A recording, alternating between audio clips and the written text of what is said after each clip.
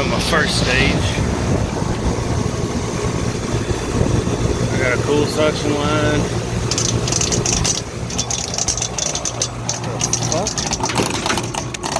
That's why.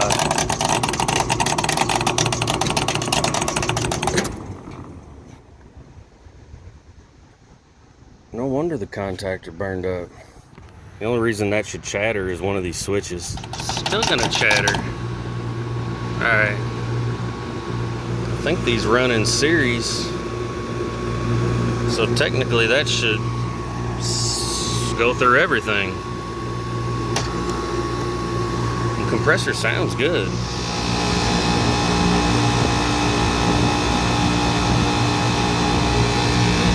Cycling now too.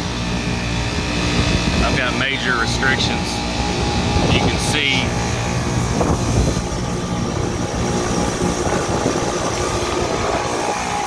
my liquid line's condensating.